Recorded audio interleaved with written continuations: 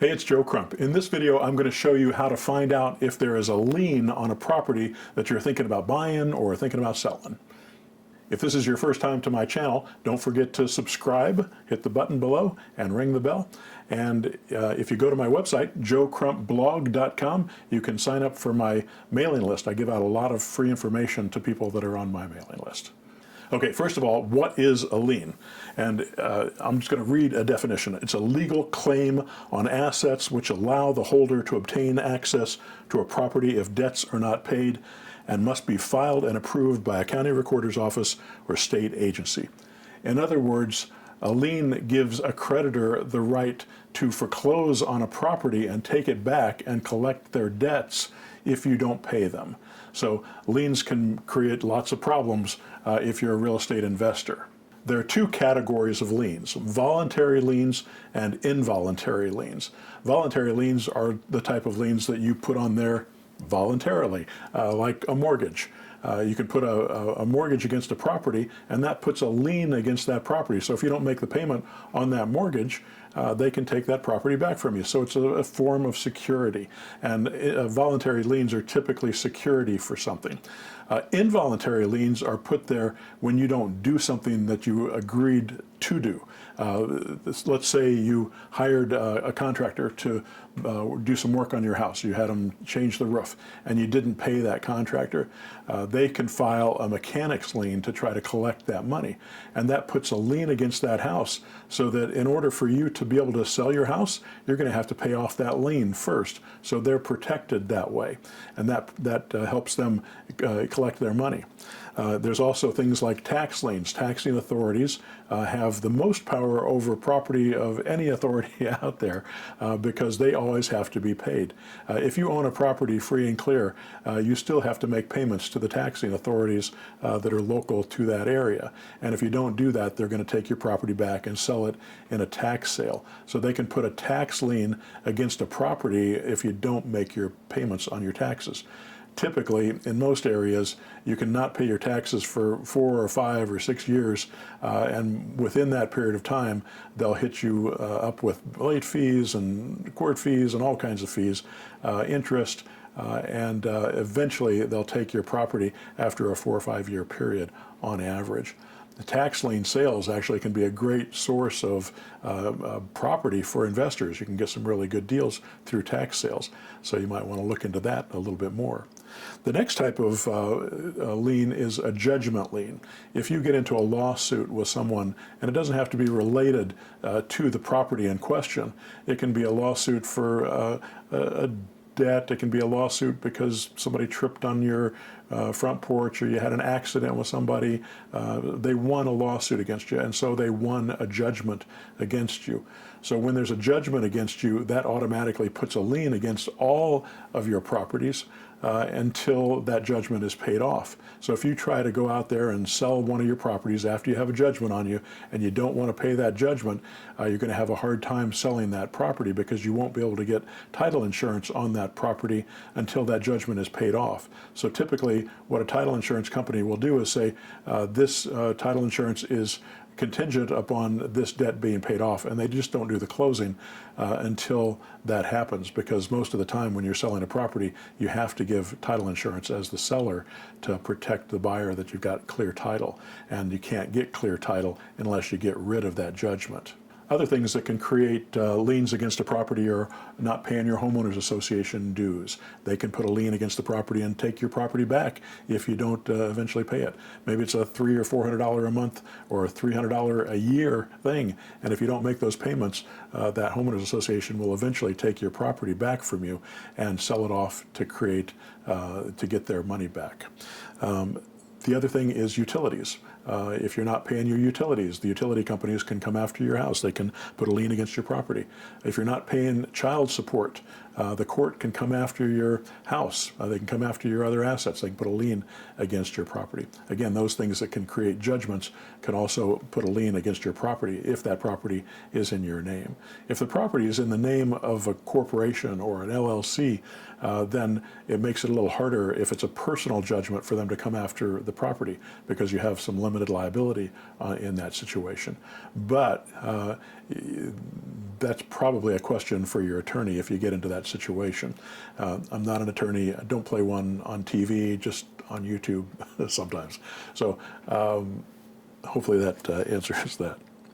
So now that you know what a lien is and what it can do, how do you find out if there's actually a lien on your property? There's a couple of places that you can go. Sometimes you can find it right online. If you go to the county recorder's office online and look up your property, you can find out if there's a lien against that property. You can also go to your local title company and they can do what's called a preliminary title search. It'll cost you $150 or so. And they can do a search and they'll print out and they'll see if there's any liens against the property. The title company doesn't give title insurance on a property unless they know it's free of all liens. So essentially they're ensuring the fact that they did a search to make sure that you don't have any liens against your property. And if you do, they just won't give you title insurance for that property. So if you're buying a property and if you're buying a property for cash, or let's say you're buying it subject to the existing loan and you're just going to have that seller deed you the property, you want to see if that property has any liens against it. So you go to the title company and ask them to do a preliminary title report, because they're probably not going to write a title policy on that property. We've bought some properties that do have title insurance with subject to, but most of them don't. It depends on the title company that you're working with and where you're doing it. The other place you can find out if there's liens against your property is just by going down to the county recorder's office and checking that property yourself. You don't have to pay a title company to do that work for you. You can go and check it out yourself and they'll give you that information. So ultimately, can you sell a property if it's got a lien against it? Yes, you can, but you usually have to clear that lien off before you do that. So if there's, let's say you've got a judgment against you because of a lawsuit that you went through and you owe $50,000 on this judgment, and you've got $50,000 in equity in your property, and you try to sell that property and you find out that the title company won't let you close the deal or won't give you title insurance on the deal, which means the buyer's not going to buy it, which means they can't get a loan on the property because the lender won't lend unless they have title insurance. And they find out there's this lien against it. The only way that's going to sell, that property is going to sell, is if that loan is paid off. Now, let's say it's only a $20,000 lien, and you have $50,000 worth of equity after you pay your realtors and all your closing costs and fees to get it sold. That means that you still have $30,000 of equity in it, because that $20,000 is going to be spoken for, just like a mortgage. So if you have X amount on the mortgage, then you have a $20,000 lien, and then you've got your equity. And when you sell that property, you have to pay off your mortgage, you have to pay off your liens, and then whatever's left gets to you. I had a lien put against one of my properties, one of my subject to properties. It's been years ago now, but I did not record the deed when I took it because I was concerned about the due on sale clause, which I'm not anymore. I record all my subject to deeds now, but I was at the time, and so I didn't record it. And then the seller went and took out a second mortgage and pulled $10,000 out of a home equity line on the property, even though he had already deeded it to me. So that extra loan showed up, and it was 3, 4, or 5 months into the deal before I got a notice from the bank saying, you're not making your payments. So I called the guy up and I say, what's going on? He says, oh, I had to take this loan out on the property. He says, but you sold it to me. It's my property. He said, I'm sorry, I had to do it. So I said, well, I'm going to give it back to you. So I gave him the property back. It went into foreclosure, and he screwed up his credit, and which I guess probably was worth it for $10,000. I don't know. But I also had a tenant in that property, so I had to find them another place. So it created some problems for me. If I had wanted to, I could have gone and paid that extra $10,000 myself, or just started making those payments on that loan myself, and I could have kept that property. But I didn't feel there was enough equity in it to make it worth my while. Plus, it kind of irritated me that he did that, and I didn't want to deal with that property any longer. So I found another property instead. One of the things about real estate investing, you make mistakes as you go through it. I make mistakes. I still make mistakes, but I try not to make the same mistakes over and over again.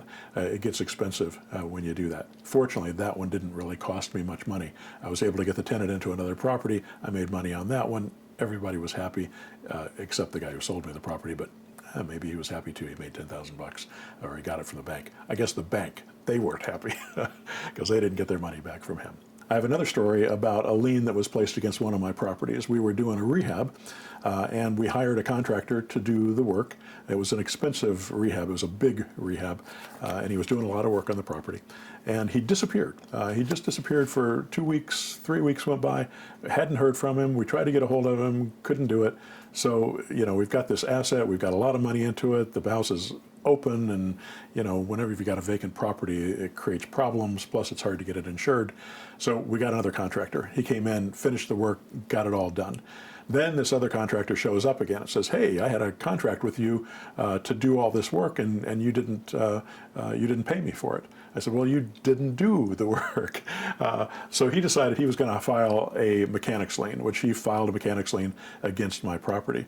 Eventually, we got that mechanics lien removed because it's ludicrous that he would try to charge us for something that he didn't do.